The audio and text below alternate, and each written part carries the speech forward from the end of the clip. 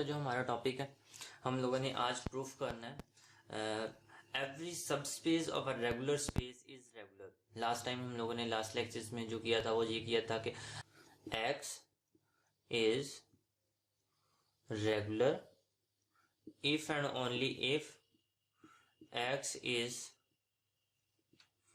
Regular at each of its point. ठीक है, at each of its point. So आज हम लोग सबस्पेस से रिलेटेड रेगुलर का थ्योरम करेंगे। वो स्पेस, उसका स्टेटमेंट क्या है? उसकी स्टेटमेंट ये है कि every subspace of a regular space is regular. ठीक है, अब रेगुलर की डेफिनेशन का हमें पता है, कोई भी स्पेस रेगुलर कब होगी? अगर कोई भी हम लोग एक क्लोज सेट लें, फॉर एनी क्लोज्ड सेट।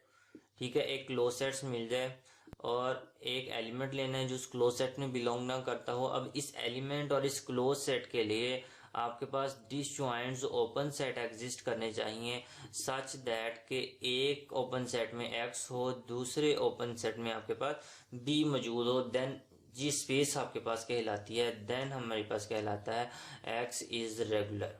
ठीक है, देन एक्स क्या हो जाता है? रेगुलर। सो हमें बस यही शो करना है, हम हमारे पास क्या है? एक रेगुलर स्पेस है, हमें शो ये करना है उसकी अगर कोई भी सब स्पेस हो तो वो भी क्या होती है? रेगुलर होती है। ठीक है, अब रेगुलर होती है, सो हम लोग लेट कर लेते हैं, let X be a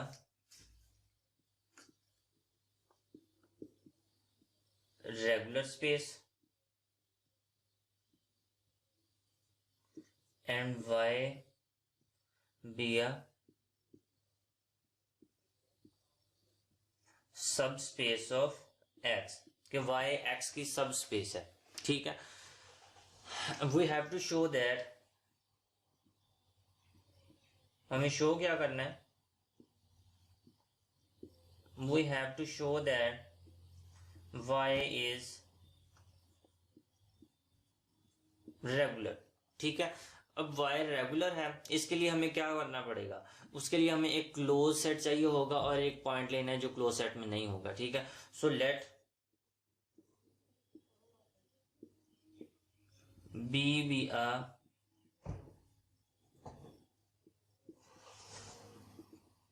close set in y and x be an element of y such that x does not belongs to b। हम लोगों ने एक क्लोज सेट ले लिया और एक एलिमेंट ले लिया y का जो b में मौजूद नहीं है। अब हमें क्या शो करना है? हमें शो ये करना है कि यहाँ पर दो ओपन सेट एग्जिस्ट करने चाहिए, एक में x बिलोंग कर, एक में x होना चाहिए, दूसरे में b होना चाहिए। अब means y is a subspace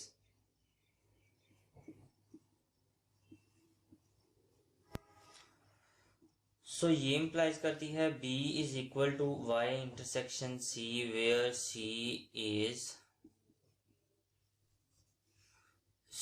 is close in X। क्योंकि हम लोगों ने थ्योरम एक पढ़ा था, जब क्लोज सेट से हम लोग रिलेटेड पढ़ रहे थे, हम लोगों ने पढ़ा था कि सबस्पेस अगर कोई भी सेट ए क्लोज्ड है सबस्पेस में, ठीक है, देन ए किसके इक्वल होगा? ए एक्चुअली इक्वल होगा y intersection C where C is closed in X। ठीक है, सो हम लोगों ने यही थ्योरम इस्तेमाल किया है, क्योंकि B क्या है? Y में क्लोज्ड है, सो ये इम्प्लाई, और Y क्या है? सब स्पेस है, तो ये इम्प्लाइज करता है कि जो क्लोज सेट आएगा वो Y intersection something close in X होगा। ठीक है, कि वो X के किसी एक क्लोज्ड एलिमेंट्स के साथ इंटरसेक्शन लेने के, Y की X के किसी क्लोज सेट्स के साथ इंटरसेक्शन लेने से आपके पास बी आता है। सो हम लोगों ने सपोज कर लिया वो आपके पास सी एलिमेंट है जिसकी वाई के साथ इंटरसेक्शन लें, आपके पास बी क्लोज सेट आता है। ठीक है, अब ये आपके पास क्या हो गया? Since y be a subset of x, so this implies that x also, इसका मतलब है कि y का हर एलिमेंट x में होगा। इसका मतलब है जो ये वाला जो हम लोगों ने एक x कंसीडर किया था ये x में भी होगा। ठीक है, एंड अब देखें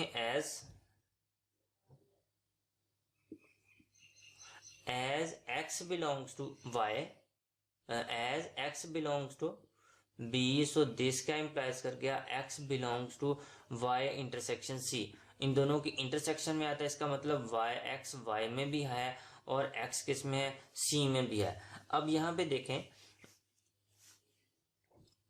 एक्स किस में है, सॉरी यहाँ पर था X does not belongs to B, इसका मतलब है कि X does not belongs to Y intersection C. इसका क्या मतलब है, X does not belong, X Y में तो है लेकिन सी में नहीं है, क्योंकि इंटरसेक्शन में नहीं आ रहा। ठीक है, जब इंटरसेक्शन में नहीं आएगा, अब देखें ये आपके पास एक क्लोज्ड सेट है, सी एक closed is close in x, और एक्स एक एलिमेंट है जो सी में बिलोंग नहीं करता। देन अब सिंस एक्स रेगुलर है, सिंस एक्स इज रेगुलर है, ठीक है, एक्स रेगुलर है, सो ये क्या इंप्लाइज करता है कि ये वाला जो क्लोज सेट है और ये एलिमेंट है जो क्लोज सेट में बिलोंग नहीं करता, यहाँ पे क्या होना चाहिए आपके पास, there exist open sets, there exist open sets, suppose कर लेते हैं G and H, such that X belong करे G में और जो आपके पास C हो वो कंटेन किस में हो, H में, और G इंटरसेक्शन H आपके पास क्या आएगी, खाली आएगी।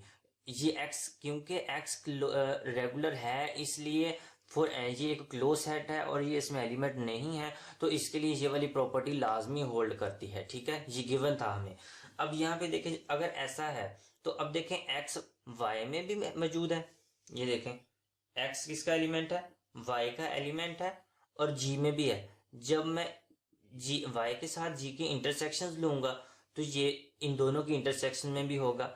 अब देखें y intersection c is a subset of y intersection h, जब इन दोनों की साइड से ये रिटेन कर जाएगा। ठीक है, अब यहाँ पे देखते हैं हम लोग G क्या है, एक ओपन सेट है, तो सबस्पेस की डेफिनेशन क्या है, सबस्पेस में ओपन एलिमेंट्स कैसे होते हैं, y intersection something open in x। ठीक है, तो ये क्या हो जाएगा, since y is a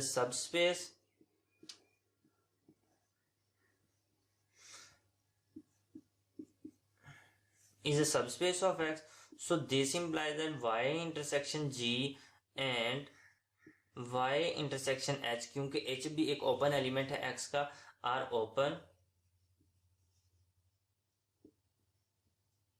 open in y। ठीक है, ओपन इन y हम लोगों ने क्या अभी तक हम लोगों ने कहाँ तक पहुंच गए, हम लोग एक स्टेप हम लोगों ने कर लिया, बस एक रह गया।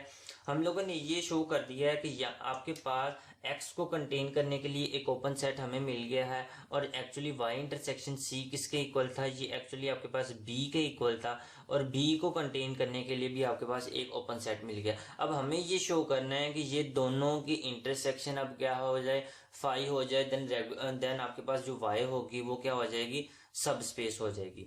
अब हम इन दोनों की इंटरसेक्शन लेते हैं, y intersection G intersection y intersection h। अब देखिए हम लोग क्या करेंगे, हम लोग प्रॉपर्टीज यूज करेंगे, y अलहदा आ जाएगा ये वाली।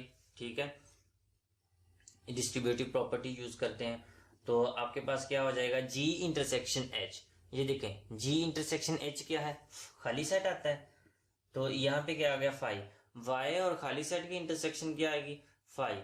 हम लोगों ने क्या शो कर दिया, जो हम लोगों ने दो ओपन सेट्स निकाले हैं, जो एक एक x को कंटेन करता है और दूसरा b को कंटेन करता है, उन दोनों की इंटरसेक्शन भी फाई आ गई है, थस y इज रेगुलर। ठीक हो गया, हम लोगों ने शो क्या कर दिया है कि एवरी सबस्पेस, कोई भी ऑर्बिटरी सबस्पेस लिए हम लोगों ने शो कर दिया वो क्या होती है, रेगुलर होती है, बशर्ते कि आपके पास स्पेस रेगुलर हो। ठीक है, सो आपके पास ये थ्योरम है, every subspace of a regular space is regular. ठीक हो गया।